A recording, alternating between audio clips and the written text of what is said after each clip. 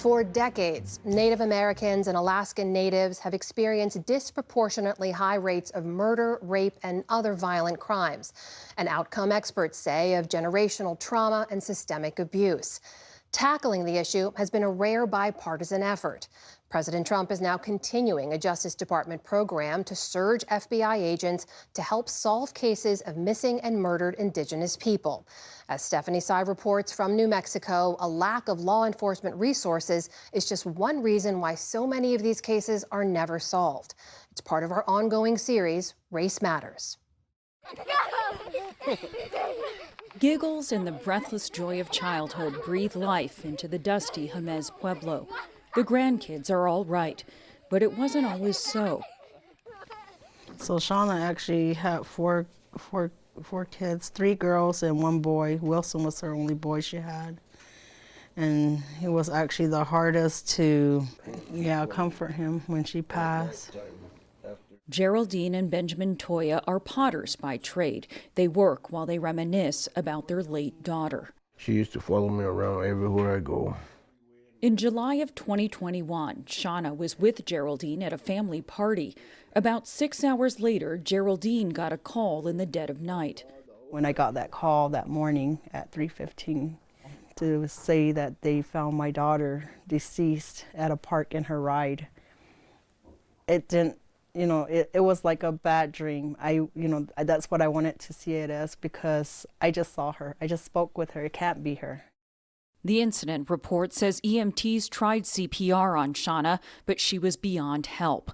In the post-mortem examination, tests showed she had methamphetamines, fentanyl, and alcohol in her system, indicating an accidental overdose. They told me that they found out that they didn't see that there was any foul play, and they immediately kind of labeled her as a person that had, I guess, caused trouble on the streets, homeless, and did a lot of drugs. And I said, that's not her. The Toyas say they have reason to believe Shauna may have been killed. She had actual bruises on her face, and her lip was was swollen. She had bleeding from her neck. She had gravel all over her back. And I said, what in the world? What happened? Did they just throw her in the freezer? To Potters, details matter. The Toyas noticed Shauna's car contained empty grocery bags and an empty wallet, a sign she was robbed, they say. And they found another woman's ID in the car, something not mentioned in the police incident report. Among other things the Toyas claimed were overlooked, Shauna was wrongly labeled male in one of the medical examiner's reports. They just sent her home like she was nobody. The Albuquerque Police Department did not respond to a request for comment. But the Toyas are convinced that Shauna's case fits in with thousands of other unsolved violent crimes against Native Americans. It's a crisis. Tribal communities experience disproportionate levels of violent crime, and we have to work as hard as we can to address that. Elliot Neal is an assistant U.S. attorney based in New Mexico, specifically assigned to address missing and murdered Indigenous people cases, or MMIP, in the Southwest.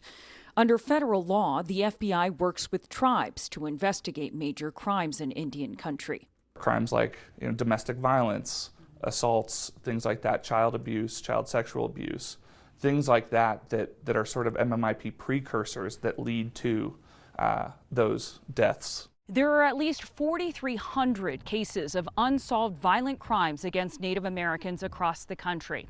Operation Not Forgotten will surge 60 Department of Justice personnel, including FBI agents, in the next 6 months to help investigate those cases. The agents will be deployed to 10 FBI field offices across the country, rotating in 90-day assignments. We owe it to Native Americans as the first people of this land. We should be trying to solve their cases with the utmost respect and the utmost due diligence.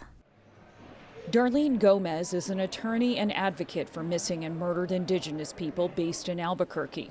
One of the cases she's advocated authorities pursue further is that of Calvin Martinez, who has been missing since 2019.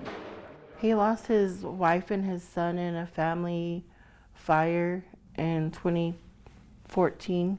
It was midnight.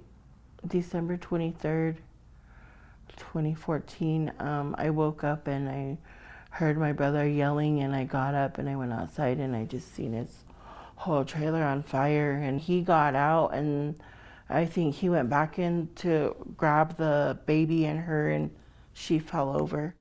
And we don't have the resources to figure out where they're at or who has them. Becky Martinez, Calvin's sister, says he struggled for the next 5 years, using drugs and alcohol. She says when he disappeared, he was living between places. And because he didn't have an address, the county referred the family to the Navajo Nation Police. And then the Navajo Police Department points us to Farmington. And then Farmington said that they couldn't help us. I think I just felt like the door just kept getting slammed in each direction I turned. I didn't have no help. I didn't have no resources. I didn't know who to turn to. Jurisdictional confusion is a common feature in missing persons cases involving tribal members, but is only one challenge to solving these cases, says attorney Darlene Gomez. Everybody in Indian country knows if you want to kill somebody and get away with it, you go to Indian country. The lack of officers to respond to calls, the remoteness, oftentimes you have no cell service, you have no radio service. The 911 calls are being manned by, outside of the reservation, by county 911 resource centers. What I have seen is cases that should have been investigated further by calling either a criminal investigator or the FBI don't even make it to that level because the officer's like, oh, it's an unattended death, or comes up with some other reason not to consider it a major crime. Right now, I am out in Farmington, New Mexico for Operation Not Forgotten. The FBI put out this video last year of a special agent working a 4-year-old case. The agent searches for clues in an open field. Crucially, in this case, a body had been found. The U.S. Attorney's Office is not going to prosecute a case without a body. U.S. attorneys generally decide which major crimes to prosecute. There are thousands of Indian country families that want answers, and what you're saying is you cannot necessarily promise more prosecutions. You know, we have a duty to the public to prosecute cases where we can prove that a crime occurred beyond a reasonable doubt, right? And if we don't feel like we can do that at a particular point, we can't bring that case. It's not fair of us to bring that case.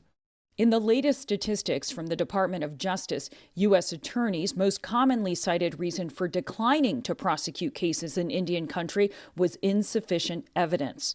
These are tight-knit, small communities. For almost every case I've looked at, we're pretty confident that people in the community know what happened. Georgiana Harrison believes it is why her sister, Rennell Rose Bennett, has been missing since 2021.